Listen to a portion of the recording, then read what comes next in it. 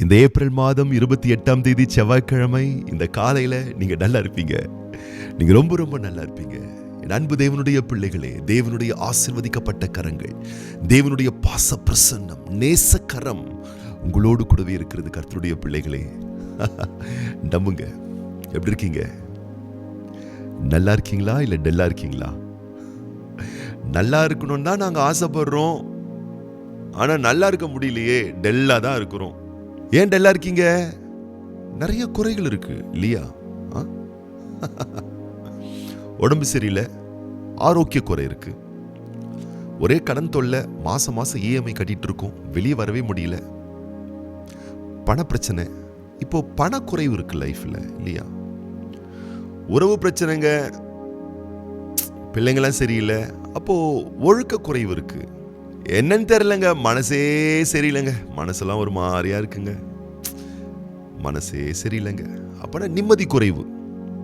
இது மாதிரி நிறைய விஷயம், குறைகள் நிறைஞ்சு இருக்கிறதுனால இந்த சைமன் பாஸ்டர் நல்லா இருப்பீங்க நல்லா இருப்பீங்க நல்லா இருப்பீங்கன்னு சொன்னாலும் வாழ்க்கை எங்க நல்லா இருக்கு, டல்லா தான் இருக்குன்ற மாதிரி தான் நம்ம யோசிச்சுட்டே இருப்போம்.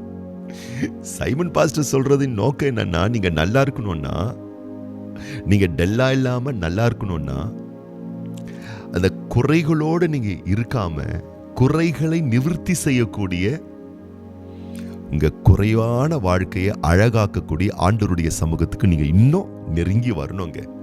ஆமா, லூக்கா சுவிசேஷ புஸ்தகம் 15ஆம் அதிகாரத்துல இளைய குமாரன் அவன் வாழ்க்கையில குறைவுபட துவங்கினான் அப்படின்னு சொல்லப்பட்டிருக்கும். குறைவுகள் வந்துருச்சு, பசி வந்துருச்சு, பட்டினி வந்துருச்சு, பெட்டரா இல்லை, லைஃப் சந்தோஷமா இல்லை, நிறைவா இல்லை, எதிர்பார்க்கக்கூடிய வளன்கள் இல்லை. அவன் என்ன பண்ணான்? அதே குறைவுகளோடு வாழ்வதற்காக அந்த குறைவிலேயே, அந்த குண்டு சட்டியிலேயே குதிரை ஓட்டல.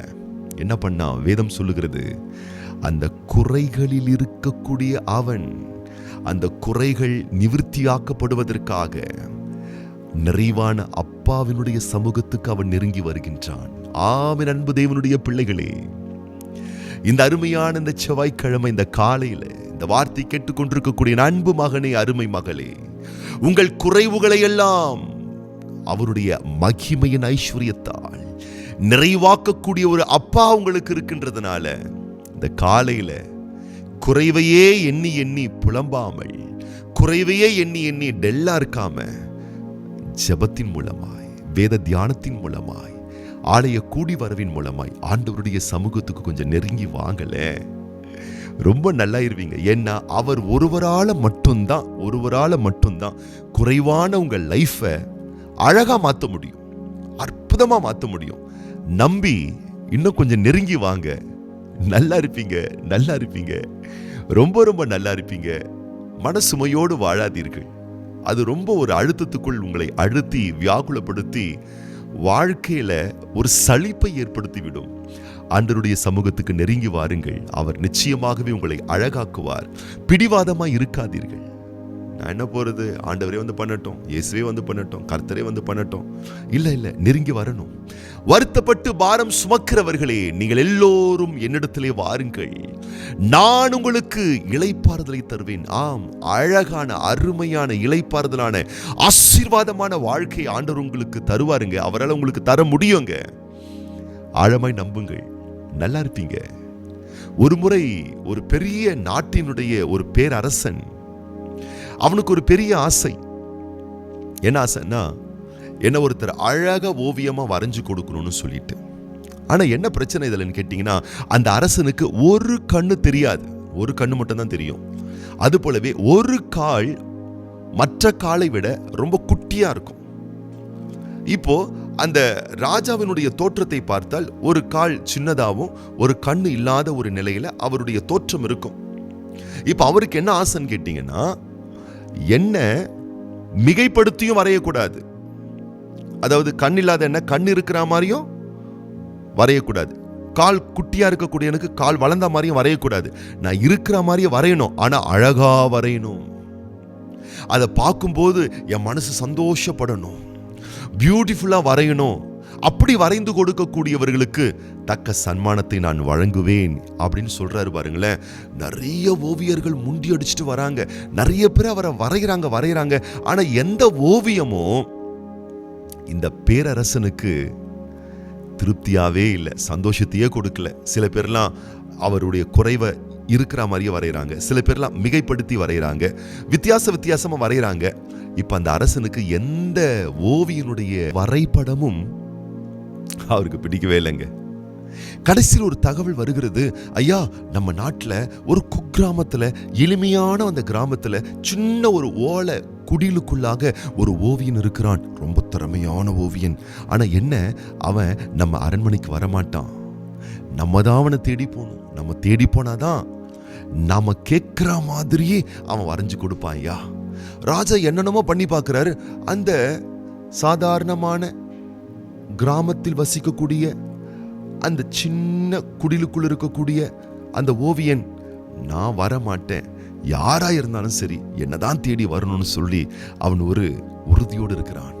சரி, அரசன் பார்க்கிறான், சரி நம்ம தான் போய் பார்ப்போம்னு சொல்லிட்டு அந்த சிறிய குக்கிராமத்துக்கு, அந்த சாதாரணமான ஒரு குடிலுக்குள் இருக்கக்கூடிய அந்த ஓவியனை பார்க்க செல்லுகிறார். பார்த்த உடனே இப்பொழுது ராஜா சொன்னது போல ஓவியன் வரைய ஆரம்பிக்கிறான். வரைய ஆரம்பித்து அதனுடைய வரைபடத்தை ராஜாவினிடத்தில் கொடுக்கிறான்.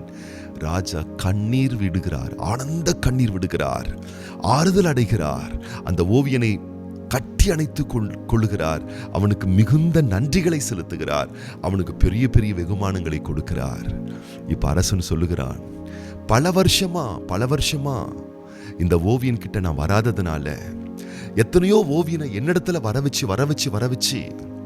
வரைய வைத்தேன். நேர விரயம், பண விரயம் எல்லாமே வீணா போச்சு.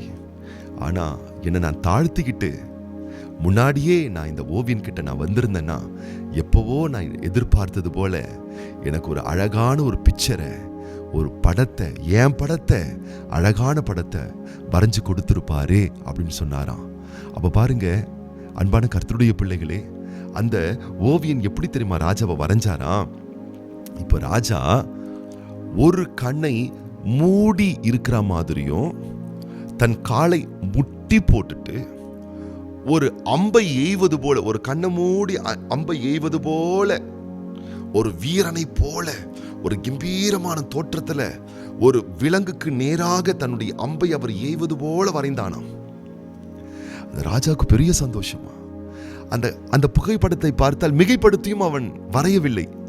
கண்ணை மூடி இருக்கிற மாதிரி இருக்கு, கால் குட்டையா இருப்பது போலும் தெரியவில்லை, முழங்கால் படிட்டு அம்ப எய்வது போல் இருந்தது.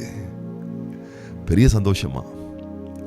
அன்பான கர்த்தருடைய பிள்ளைகளே, உங்க பிக்சர், உங்க பியூட்டிஃபுல்லான ஃபியூச்சர் பிக்சர் அழகா ஆண்டவர் வரைஞ்சு கொடுக்க, அழகா அமைச்சு கொடுக்க, உங்களை அழகாய் நேர்த்தியாய் ஆசீர்வதிக்க இந்த ஆண்டவர் விரும்புறாருங்க. டெல்லா இருக்கீங்களா? கொஞ்சம் கிட்ட வாங்க, ஆண்டவர் கிட்ட நெருங்கி வாங்க, அவருடைய சமூகத்தில் நெருங்கி வாங்க. உங்க வாழ்க்கையை பெட்டராக்கி கொள்ள நீங்கள் எங்கெங்கயோ போகலாம், என்னென்னமோ பண்ணலாம், என்னென்னோ செய்யலாம். ஆனா ஒரு காலம், ஒரு நேரம் சலிப்பு வந்துருங்க, விரக்தி வந்துருங்க. ஆனா இந்த ஆண்டவர்கிட்ட வந்து பாருங்க, அலங்கோலமான வாழ்க்கையை அலங்காரமான வாழ்க்கையாக மாற்றுவார். சாம்பலுக்கு பதிலாக சிங்காரத்தை தருவார். துயரத்துக்கு பதிலாக ஆனந்த தைலத்தால் உங்களை அபிஷேகம் பண்ணுவார். இந்த பேரன்புள்ள ஆண்டவர் உங்களை பேரன்போடு அழைக்கிறார். இந்த ஏப்ரல் மாதம் 28 செவ்வாய்க்கிழமை நீங்க நல்லா இருப்பீங்க. அப்பட்ட நெருங்கி வாங்க, உங்களை அழகா வணைய போறார். உங்களுக்கு அழகான வாழ்க்கையை கொடுக்க போகிறார். உங்க டெல்லான வாழ்க்கைய நல்ல வாழ்க்கைய மாத்த போறார். நெருங்கி வரீங்களா? இதுவரை இல்லாத அளவுக்கு அவரோடு நெருங்கி வாருங்கள், நெருங்கி அவருடைய அனுபவியுங்கள், ஆசீர்வதிக்கப்படுவீர்கள், சூப்பராயிருவீங்க. உங்க வாழ்க்கை சிறப்பா இருக்கும். உங்களுடைய நல்வாழ்வு சிறக்கும்படிக்கு நான் உங்களுக்காக விசேஷமாய் நான் ஜெபம் பண்ண போறேன். அதே நேரத்திலே இன்றைக்கு பிறந்த நாள் காண்கின்ற நம்முடைய அன்பு சகோதரர் பாஸ்கர் மற்றும் அன்பான பிள்ளைகள் சூரிய பிரபு, செல்வி, ராஜி, இவர்கள் இன்னைக்கு பிறந்த நாள் காண்கிறார்கள். இவர்களுக்காக நம்ம ஜெபம் பண்ண போறோம். கண்களை மூடி நம்ம ஜெபம் பண்ணலாமா? எங்கள் அன்பின் பரிசுத்தமுள்ள தூய தகப்பனே, இந்த ஏப்ரல் மாதம் 28 செவ்வாய்க்கிழமை காலையிலே இந்த வார்த்தை கேட்டுக்கொண்டிருக்கக்கூடிய ஒவ்வொரு பிள்ளைகளையும் வலக்கரம் நீட்டி தொட்டு நீர்த்தாமை ஆசீர்வதிப்பீராக. வாழ்விலே பல வகையான குறைகள் இருக்கிறதே, இந்த குறைகள் நிவர்த்தியாகுமா என்று சொல்லி புலம்பலோடு இராதபடிக்கு குறைகளை நிறைவாக்கக்கூடிய உங்க சமூகத்துக்கு, உங்க பிரசன்னத்துக்கு, உங்க பாதத்துக்கு விரைந்து வரும்படி ஒவ்வொரு பிள்ளைகளுக்கும் ஆண்டவரே ஒரு அழைப்பை நீர் கொடுத்திருக்கிறீர்கள். அதற்கு உட்பட்டவர்களாய், அதை நம்பினவர்களாய் இன்றைக்கு உடைய சமூகத்திற்கு நெருங்கி வர ஒவ்வொரு பிள்ளைகளுக்கும் நீர் உதவி செய்ய வேண்டுமென தெய்வமே உடைய உத்தமமான கரத்துல ஒவ்வொரு பிள்ளைகளை நாங்க ஒப்பு கொடுக்கிறோம், அர்ப்பணிக்கிறோம், வாழ்த்துகிறோம், மனதார நாங்க ஆசீர்வதிக்கிறோம்.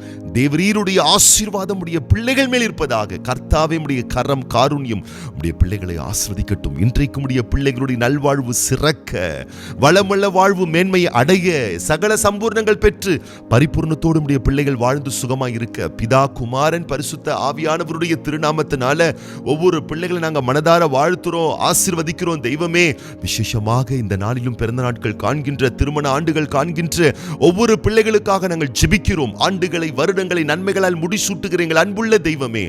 நீர் உம்முடைய பிள்ளைகளுக்கு தந்திருக்கக்கூடிய இந்த விசேஷமான நாட்களிலே விசேஷமான ஆசீர்வாதங்களை பெற்று உம்முடைய பிள்ளைகள் வாழ்ந்து சுகமாயிருப்பார்களாக என்று சொல்லி தேவனே உம்முடைய உத்தமமான நாமத்தினால ஒவ்வொரு பிள்ளைகளையும் நாங்க மனதார வாழ்த்துறோம், ஆசீர்வதிக்கிறோம், ஆசீர்வாதமான பொற்கரத்தில் ஒப்பு கொடுக்கிறோம். ஆண்டவரே இயேசு கிறிஸ்துவின் ஆசீர்வதிக்கப்பட்ட நாமத்தினாலே வாழ்த்தி ஜெபிக்கிறோம் எங்கள் நல்ல பிதாவே. ஆமேன், ஆமேன், ஆமேன், ஆமேன். இன்னைக்கு நீங்க நல்லா இருப்பீங்க, நல்லா இருப்பீங்க, ரொம்ப ரொம்ப நல்லா இருப்பீங்க.